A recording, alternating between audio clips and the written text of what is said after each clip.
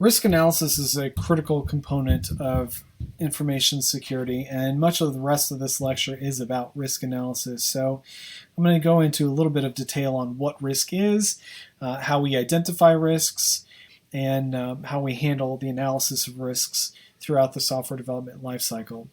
A risk is basically any problem the system or its users may experience. It doesn't have to be exclusive to security, but security is often best modeled using risk analysis techniques. Okay, so the key piece, though, is that it's a possibility. It's a potential problem. It doesn't necessarily have to come to fruition. There is an element of choice. There is an element of chance involved. And this has to materialize as an unsatisfactory result. So a windfall, for example, does not count as a risk. It's not something you'd really want to model as a risk. Major participants in risk analysis include customers, developers, users, other stakeholders, maintainers, people who are involved in the incident response team, for example. All have an important role to play in identifying risks. Okay, so when you are identifying a risk, it's important to think about each of these things. The factors that contribute to a risk, what are the characteristics that make the project particularly risky? For example, maybe the development team is not familiar with the programming language. What kinds of events are you expecting to be risky? What are the sorts of things that could go wrong? So for example, if you decided to use this new programming language, if you then lost the one expert that you had either to another company or to some other project or for some personal reason, that would be problematic, right? Very difficult to overcome. What is the potential loss? Can you quantify the amount of loss that you might experience if this were to actually happen, if this event were to actually happen? So for example, if you lost that Ruby expert, it may take you 3 months to replace them definitively, to hire someone, bring them up to speed on the current project and so forth. What kinds of preventative actions and mitigating actions can you take? And there is a difference between these two. A preventative action is something that you would do in order to prevent the risk from happening altogether. And a mitigating action is something that you would do to make the effect of the risk lessened if you did have the event happen. So in the case that we were just talking about, say a new programming language and then you lose the one expert, you could hire another expert in advance knowing, hey, we only have one expert. And then if you lost that person, you already have another one in the pipeline, right? You've already got another person that you can rely on. A mitigating action would be, well, we may only have one Ruby expert on the team, but we can provide extra Ruby training for everybody else. So maybe they're not experts now, but at least they're not starting off as novices. You have more mitigation in place to address that kind of a concern. Another important part of risk analysis is being able to quantify risks so that you can then prioritize risk and figure out what is more likely to be problematic and should be addressed earlier than other things that may happen. And the way that we want to quantify risk, or at least the way that I will outline for this class, is very simple. Essentially, you just have to identify all of the elements of this equation and then calculate the actual risk exposure. So the failure in this equation right here, this is actually just the development of a system failure, right? Some problem that happens, an unsatisfactory outcome leading to a loss.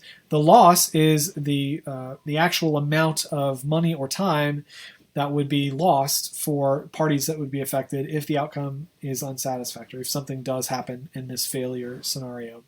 And then P of F, the probability, is simply the probability that the failure event occurs. Right, so you could think of failure as, well, we have this one Ruby expert and we're worried about losing them, right? So that's actually the event that we're interested in looking at. And you can think, what would the actual impact be, the loss of that be?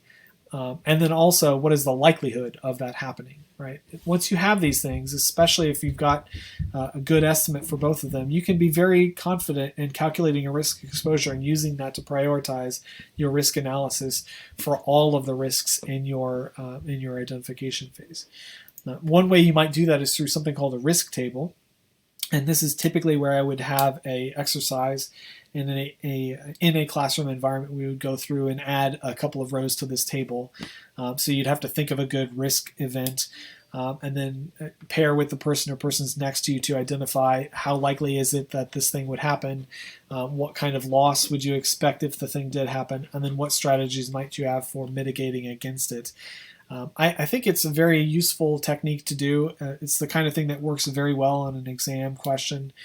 environment. And it's also the sort of thing that you're going to have to do in the real world. These sorts of risk tables and risk analysis are very common in real-world security information response, because you're not going to be able to do everything, right? You can't implement every mitigation strategy or every prevention strategy. You have to prioritize them, and figuring out what is the most impactful, the best bang for the buck, is really a key to that strategy, and a risk table is a useful tool in identifying that. So other strategies for dealing with risks: you can seek to avoid the risk altogether, right, by just changing the requirements. Maybe we don't have to have that feature that's somewhat risky. Or maybe adopting additional security characteristics that make it less possible that you would see this risk realized in the real world. You can transfer the risk either by allocating risk to other systems, technically, meaning we might have like a proxy that make it less likely you would have a system failure. Or you can transfer risk to people and organizations through some kind of insurance scheme or some sort of legal liability transfer. Also very, very popular with information security. Since it is a bit of a spiky business, you don't necessarily know who's going to get hit, even if we do have good aggregate statistics on the total amount of organizations that are affected and the total losses they may experience. And then finally, you might assume the risk by simply accepting it and saying, you know what, this is something that might happen. Let's accept it, control it, deal with it, and provide additional resources so that if it does happen, we're ready, we're prepared. So those are your three strategies: avoid it, transfer it, or assume it. And you can almost see like this is a prevention strategy, and these are both mitigation strategies to some extent. Finally, we've got risk analysis steps, and I'm going to go through these in much more detail in the next segment, but just as a quick high-level overview, this is not all that different from requirements engineering. You have to identify the assets and determine the vulnerabilities within those assets. Then in an analysis phase, you have to start estimating the likelihood that all of this stuff happens as you have identified it, calculating the amount of potential loss associated with it, and then surveying your controls, the things that you have in on hand or that you may be able to get to address those kinds of concerns.